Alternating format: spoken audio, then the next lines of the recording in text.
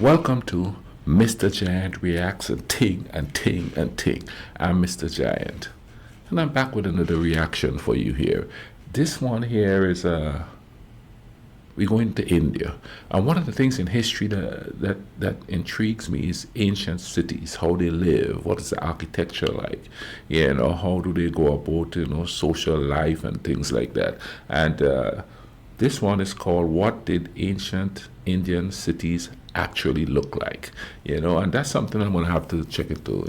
The other channel, the other countries that I react to, what did the ancient cities look like?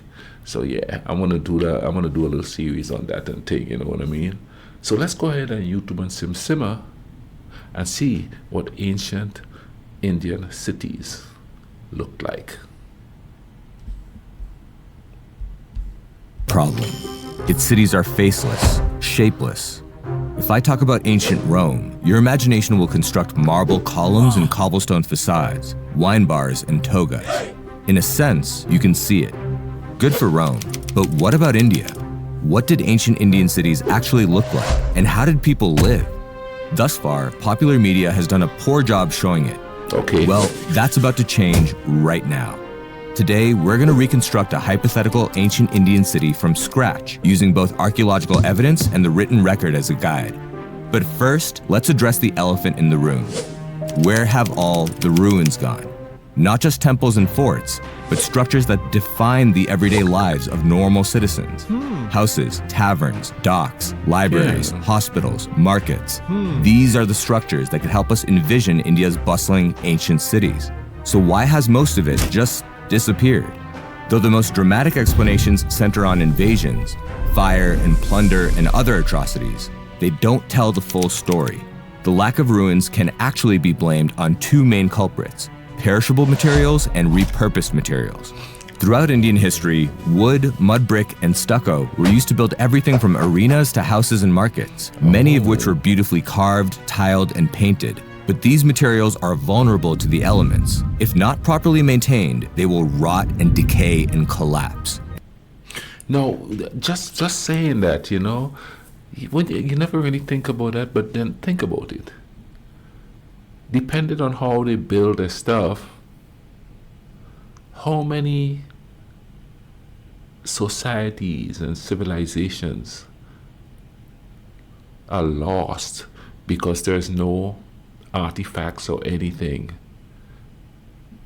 to show that they existed because of the materials they used.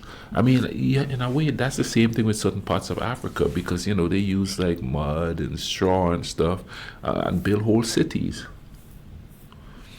So, the whole tribes could have vanished and we don't know about them because there's not any lasting artifacts to show that they're there.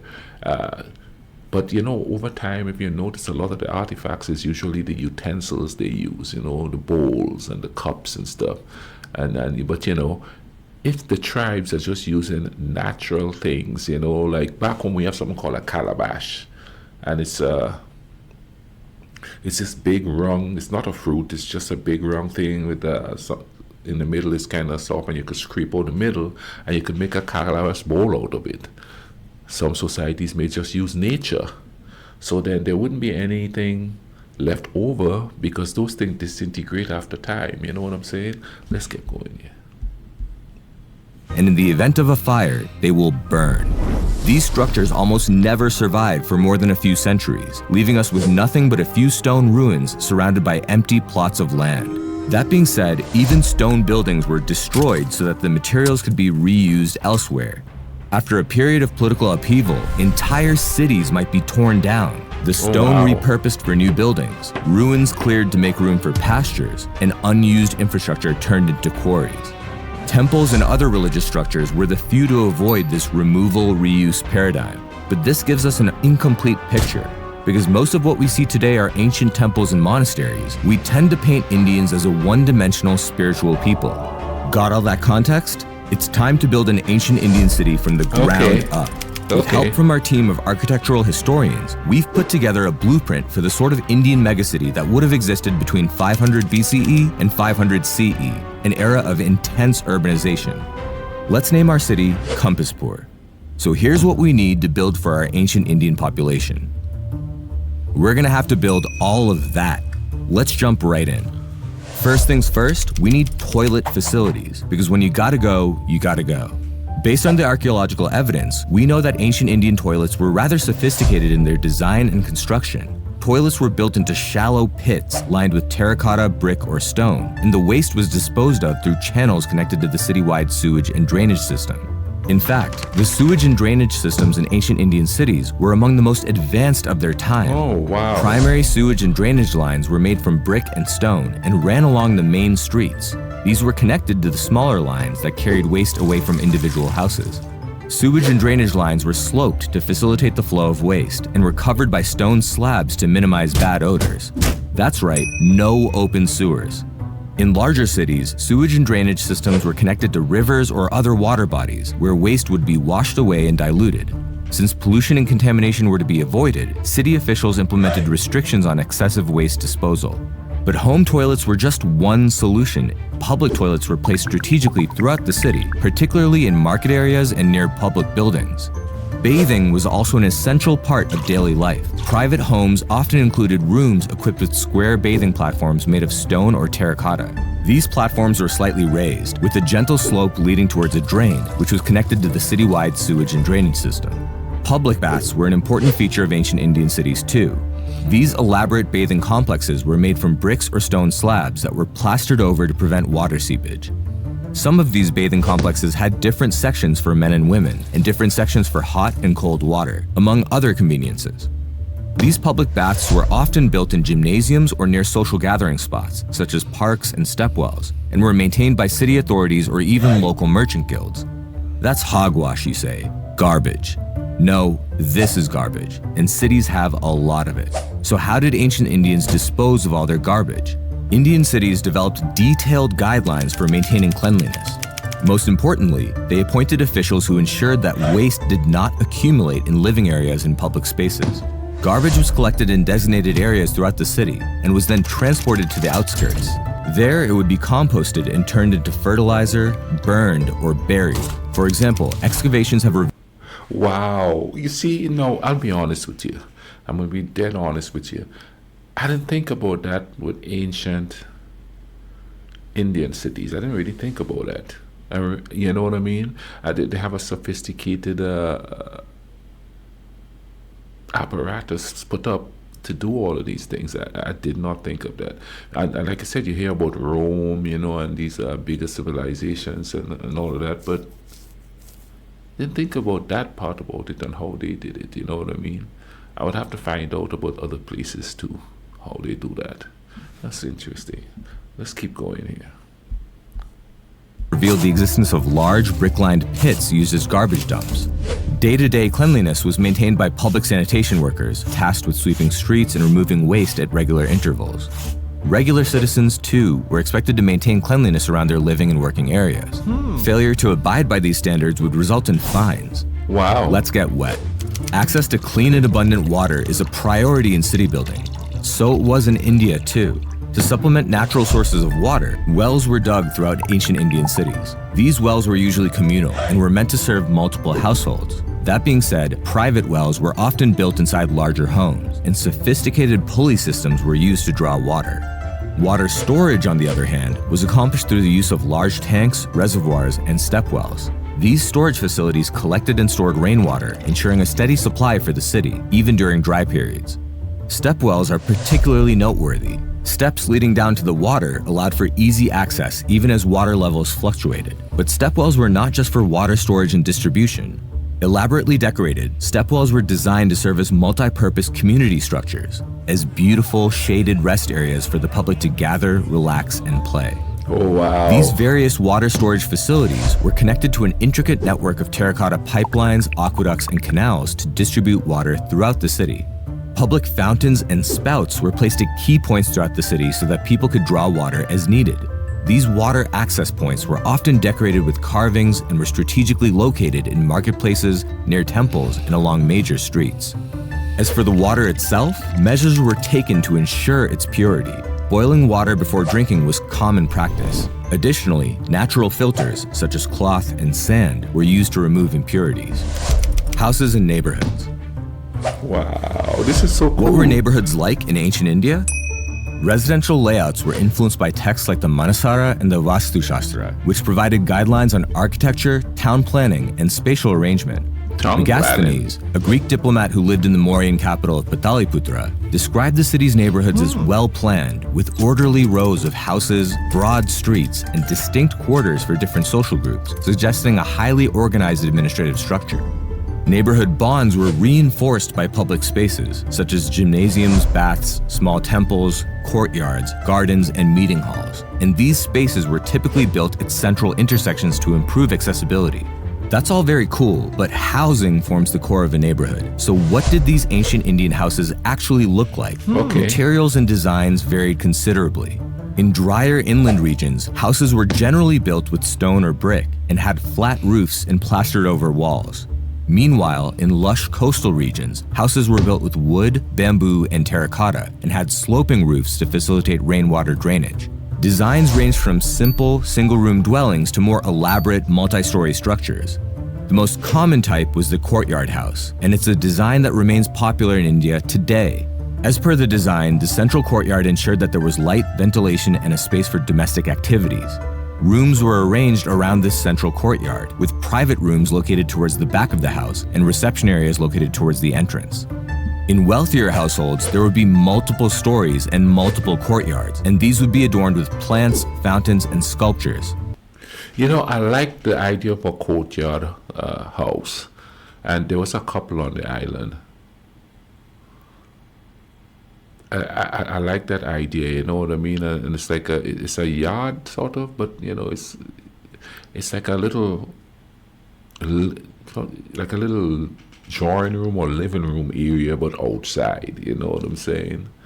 And it's enclosed, you know. So when you're in there, you could hear people on the outside, but you know, you never know they are. They're there, and the house is around it. So, you know, you go from one part of the house to the other part of the house. Sometimes you have to walk in the courtyard to get to a certain area. And a lot of poorer people would build their houses something similar to that. I don't think there's much of that anymore there, but I know when I was a kid, there was a place like that, there were places like that in the city itself.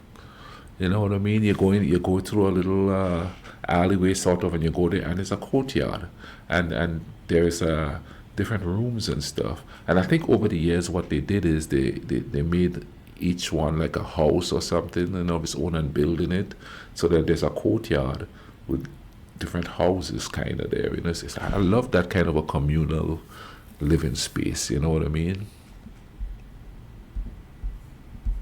The interior walls were elaborately decorated with murals, carvings, and intricate woodwork detailing. Side note, it's important to reiterate that ancient Indian cities were not flat. In fact, they were full of multi-story structures, houses included. Fortunately for the people of Compaspur, ancient Indian cities were thriving hubs of entertainment. Theaters were typically located near the city center or the royal palace, and adhered to principles outlined in texts like the Natya Shastra, which provided detailed guidance on stage dimensions, acoustics, and seating.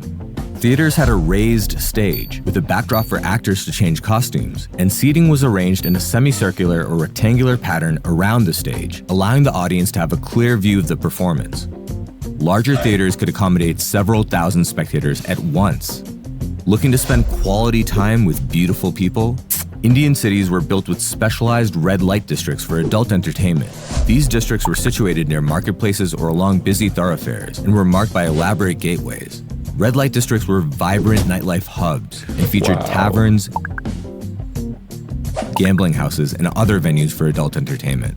They also included well-constructed homes and salons where courtesans entertained their guests. Courtesan spaces were designed to provide an elegant and inviting environment. For example, salons featured spacious reception rooms, courtyards, and private chambers, and were adorned with luxurious furnishings, artworks, and musical instruments.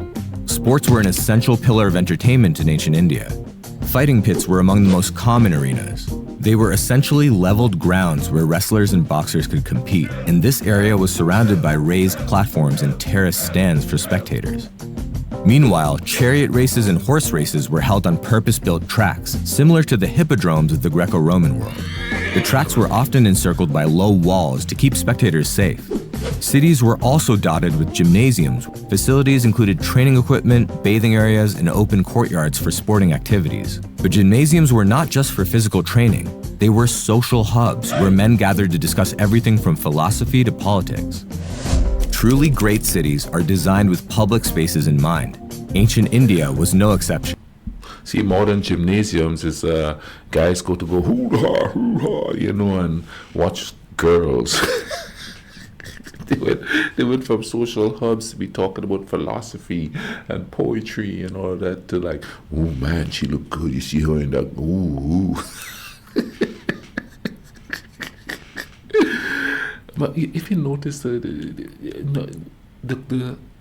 general concept haven't changed of the way things are constructed and put together.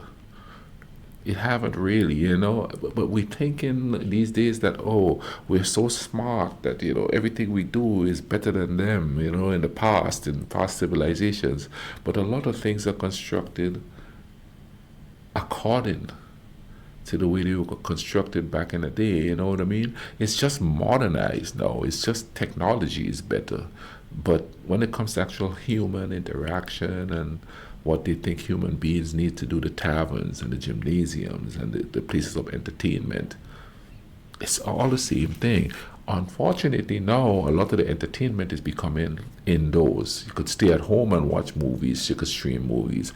You could stay at home and get live events on television and stuff like that, whereas everybody went out and socialized back then. That's probably a better society, and there's a lot more peace because people actually got to know each other and was chilling and having fun and knowing each other and stuff like that. Here people stay inside so much and then they go out and they're just like really grumpy at everybody, because people are getting in the way because they used to being entertained inside. You know what I'm saying? Anyway, let's keep going. Town squares were central to the social and commercial life of ancient Indian cities. They were located at the crossroads of major streets and served as focal points for public gatherings and activities. Smart design enhanced these aspects. Town squares were open and spacious, paved with stone, and were adorned with pillars, statues, and gateways for both decorative and symbolic purposes. And trees were planted to provide shade. Importantly, town squares were multifunctional spaces. Certain sections might be reserved for public meetings and performances, while other sections were designated as pop-up marketplaces with a variety of stalls. The bustling atmosphere of these spaces made them popular social hubs. People from different walks of life would gather to trade, gossip, and discuss the news of the day.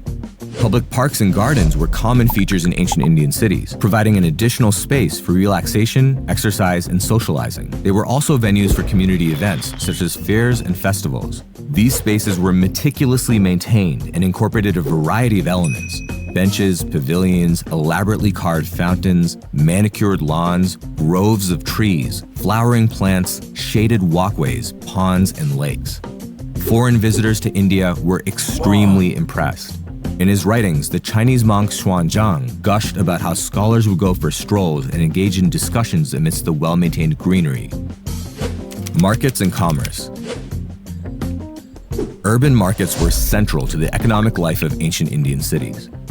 Markets were housed in large, open-air courtyards surrounded by a dense thicket of shops and stalls, made of wood primarily, and the ground was paved to accommodate heavy foot traffic. Interestingly, markets were often walled and gated, with guards stationed at the exits to provide security and collect tolls. Different areas were designated for different goods.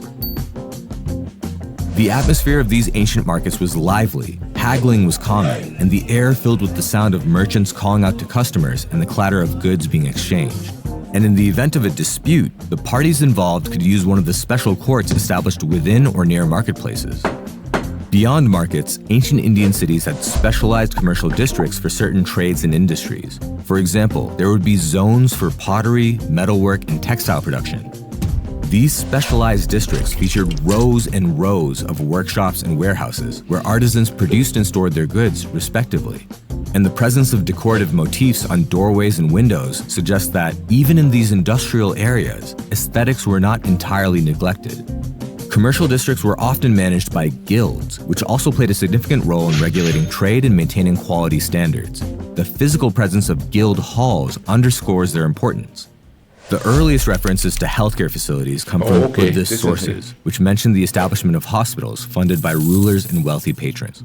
Hospitals were designed with multiple wards, each catering to different types of ailments. For example, we know that there were separate wards for surgical cases, infectious diseases, and general care.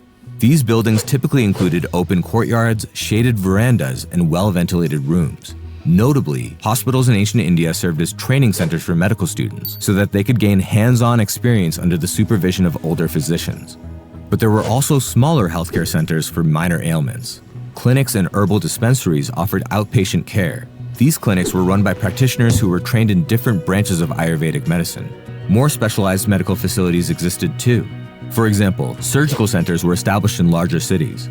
The famous ancient Indian physician Sushruta, often called the father of surgery, described the procedures performed at these centers, which included cataract surgery, rhinoplasty, and orthopedic surgery. Worth noting, free medical care was extended to all citizens. Interestingly, Megasthenes found it odd that Indians had access to medical care regardless of their wealth or status, which was unlike anything he had seen in his Greek homeland. By the late Vedic period, Say what? Say what? They had free medical care back then. And we say we all smarter than them. We say we all more compassionate than them back there. You understand what I mean? Wow. large-scale educational institutions began to emerge in India's urban centers, sometimes attached to religious complexes, sometimes not. Based off student registration records, we know that universities like Takshila and Nalanda attracted students from across India, Central Asia, China, and Southeast Asia. Universities were not organized in a single building, but were instead a collection of colleges and schools spread across the city, each specialized in certain fields of study, such as medicine, law, mathematics, military science, and the arts. University structures included large lecture halls, libraries, and even residential quarters for students and teachers. In addition to formal educational institutions, ancient Indian cities had public libraries and informal centers of learning. These libraries were often attached to temples, palaces, or other significant buildings, and were accessible to both scholars and the general public. Public libraries were housed in large, well-ventilated buildings, with environments carefully designed to preserve the collection of palm leaf and bark manuscripts. The interior structure included reading rooms, as well as open spaces for group discussions and lectures. Government buildings. In ancient India, palaces were more than just royal hangouts. They were hubs of government, abuzz with state business. Indian palaces were architectural marvels. In Pataliputra, for example, the main palace was made of polished wood and was decorated with carvings and inlays of gold and precious stones. Grand entrances, large courtyards, and impressive gateways reinforced royal authority. Palace complexes were expansive, comprising several buildings, among them the king's private quarters and administrative offices, the treasury, and the assembly hall, which was a venue for council meetings and other official gatherings. Most importantly, the palace complex housed royal courts, with judges presiding over both civil and criminal disputes. But palace complexes were not the only source of governance. Administrative offices dotted the landscape of Indian cities. There, the day-to-day operations of the state were managed, from tax collection to trade regulation. Archaeological evidence suggests that these office buildings were built with brick and stone and features storage areas for sensitive documents, as well as spacious halls for conducting official business. Between 500 BCE and 500 CE, cities across the subcontinent saw the construction of numerous temples, stupas, monasteries, and other religious structures for its various faiths. These were not just places of worship, they were vibrant centers of community life and education.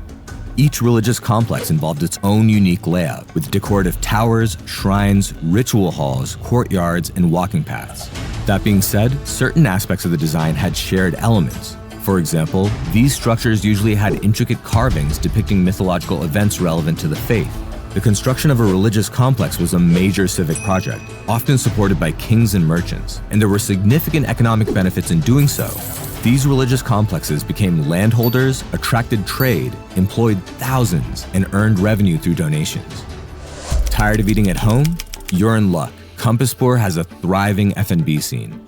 Based on the historical record, we know that major cities had taverns and restaurants serving a variety of foods and alcoholic drinks, from local specialties to imported delicacies from around India and the world. Archaeologists have discovered communal dining areas and kitchen spaces, indicating the presence of large cafeteria-style eateries for the public. Most often, layouts included an open front design, low tables, cushions, and group seating arrangements.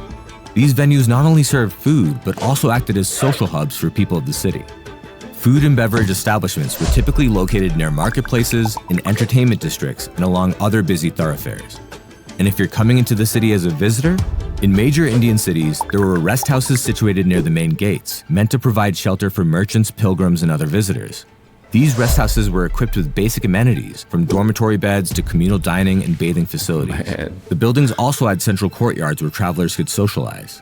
The Chinese monk Fa Hien described these rest houses as well-maintained and observed that they were usually funded by the state or private patrons. Transportation. In ancient India, roadways were not mere dirt paths, but were paved with stones or gravel and were designed to endure heavy traffic and harsh weather conditions. Major streets were wide and well-maintained, and according to Megasthenes, there were many chariots and carts using the throughway, indicating that they were suitable for various types of vehicles. We've built Compaspur into a prosperous Indian megacity, but that also makes it a target for greedy conquerors, so let's implement defensive measures. First, the fortifications. These would include massive walls, moats, and fortified gates. Generally speaking, fortifications incorporated thick, high walls made from either stone or brick. These walls were reinforced with bastions, which provided vantage points for archers to dispense with approaching armies. Multiple layers of defense were emphasized, so there were both outer and inner walls. Gates were heavily fortified, with doors made of iron or reinforced wood and adorned with spikes to prevent elephants from battering them down. The entryways were designed to be narrow so that only a few people could pass through at any time. This made it easier for defenders to repel invaders. Some gates were even built with trap mechanisms, such as spike pits and concealed archers, to neutralize attackers who managed to breach the outer defenses. Fun fact, hidden passages and tunnels were also built to allow counterattacks or an escape if the situation were to become too dire. Within the city walls, military garrisons and watchtowers played a crucial role in maintaining security.